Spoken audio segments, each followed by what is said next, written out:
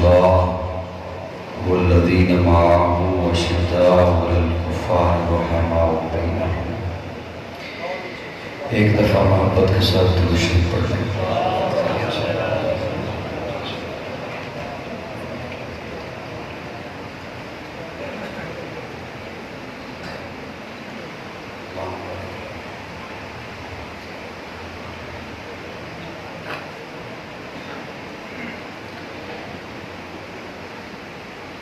معزز سامعین، آپ حضرات داد کے بھی قابل ہیں اور قابل رشک بھی ہیں کہ ساری رات آپ نے ملک کے طول و عرض سے آئے ہوئے صلاحان رسول انہیں محبت سے سنا. میرے پاس اس وقت گھڑی میں 2 بجنے میں 5 منٹ رہ گئے ہیں اور ابھی تک آپ ماشاءاللہ تشریف فرما ہیں. مجھے اب یہ تو علم نہیں ہے کہ جب پروگرام شروع ہوا تھا تب تعداد کیا تھی. یقیناً اس سے زیادہ ہوگی. کچھ لوگ بتقاضۂ بشریت تھک گئے ہوں گے، چلے گئے ہوں گے. بہرحال جتنے بھی حضرات بیٹھے ہوئے ہیں، میں آپ سب کے لیے دعا گو ہوں. اللہ رب العزت آپ کو اجر عظیم عطا فرمائے. کیونکہ میں عموماً ایک بات کہا کرتا ہوں، حضرت قاری محمد الیاس رضا پوری صاحب، کہ جو بھی اسٹیج پر آتا ہے نا بیان کے لیے یا نعت کے لیے، ان کی تو مجبوری ہے کہ انہوں نے وقت دیا ہوا ہے، اشتہار چھپ گئے ہیں، ٹائم دے رکھا ہے. قابل رشک تو آپ لوگ ہیں. آپ کا نہ کسی سے وعدہ تھا نہ کوئی مجبوری تھی. آپ خالصتاً حضور سے محبت کی وجہ سے آئے. اور یہ کوئی معمولی بات نہیں ہے، یہ بہت بڑی بات ہے. اللہ اس کا آپ کو اجر عطا فرمائے.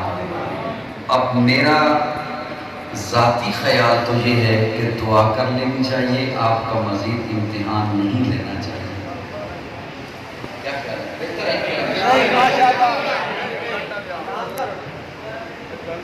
دعا ہو جائے نا.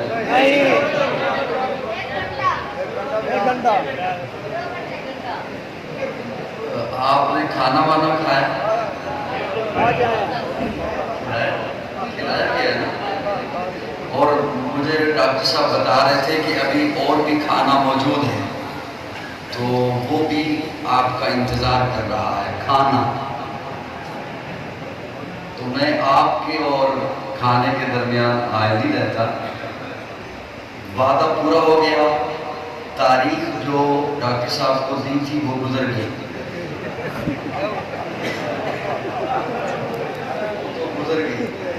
تو میرا خیال یہ ہے، میرا مشورہ یہ ہے کہ دعا کر لیتے ہیں. آپ کا بھی آنا اللہ قبول فرمائے اور میرا بھی آنا قبول فرمائے. کیا خیال ہے آپ کا؟ اچھا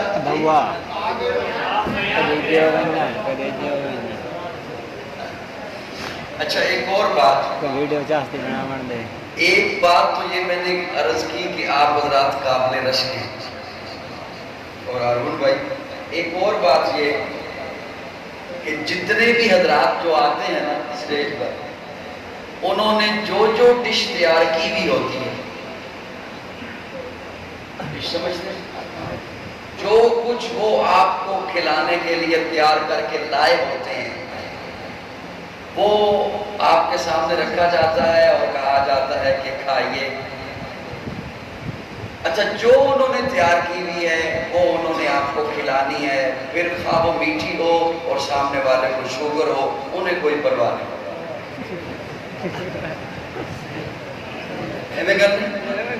اچھا پھر صرف اسی پر اکتفا نہیں، میں تو ابھی تھوڑی دیر پہلے آیا، پھر وہ ساتھ یہ بھی کہتے ہیں اچھا جو میں تیار کر کے لایا ہوں نا وہ کھا اور ساتھ کیا مزہ بھی آیا.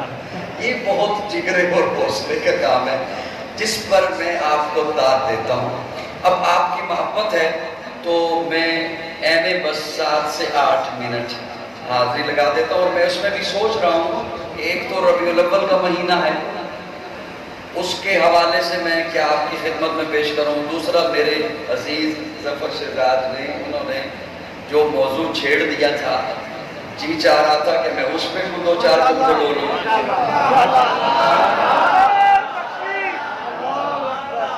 اچھا چلیں، اب آپ اگر بیٹھ ہی گئے ہیں، اللہ آپ کو جزائے خیر عطا فرمائے. آپ کی یہی جو محبت ہے نا، یہی محبت میزبان کو مجبور کرتی ہے کہ وہ مجھے پہلے نہیں لے کے آتا. وہ کہتے ہیں تیرے لیے بیٹھے گئے. یہی صدا ملتی ہے مجھے بھی اور آپ کو بھی. اللہ آپ کو جزائے خیر عطا فرمائے. ڈاکٹر عبدالوحید صاحب اللہ کی آ گئے، میں نے کہا ان کی موجودگی میں دعا کراتے ہیں.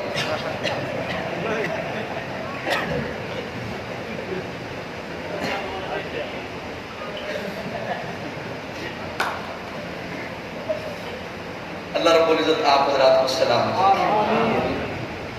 میں ڈاکٹر صاحب کو میں نے بہت کہا کہ مجھے پہلے لے کے چلے جائیے گا. وہ سارے میرے بہت پیارے دوست ہیں بس میں حسان کے جتنے بھی افراد ہیں، ظاہر ہے انہوں نے بظاہر تو یہی کہہ رکھا ہے نا کہ یہ سرپرست ہے ہمارا.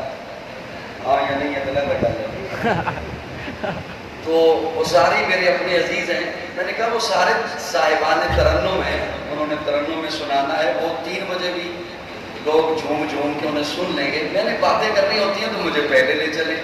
ڈاکٹر صاحب نے کہا نہیں ایسا نہیں ہوگا، جس تاریخ میں جلسہ رکھا ہے اس تاریخ میں ہی لے کے جاؤں گا. دیکھ لیں کتنے وعدے کے پابند ہیں یہ کہ اسی تاریخ میں مجھے لے کے آ گئے. اچھا میں اب بالکل 7 سے 8 منٹ، اس سے زیادہ نہیں جاؤں گا. یہ جو بھی میں نے باتیں کی آپ نے سنی، یا ربیع الاول میں جو آپ آئے، یقین جانیں کہ مل بیٹھ کے باتیں کرنا یہ ہمارے معاشرے کا حسن ہے. کیا ہے؟ حسن ہے کہ ربیع الاول میں اس قدر آپ بھی مختلف علاقوں سے آئے، اسٹیٹ والے بھی مختلف علاقوں سے آئے، اور یہاں اکٹھے بیٹھ کر، ایک ہال میں بیٹھ کر، ایک مسجد میں بیٹھ کر ہم پیارے کی باتیں کر رہے ہیں. یہ ہمارے معاشرے کا، ہمارے مذہب کا، ہمارے مسلک کا یہ حسن ہے.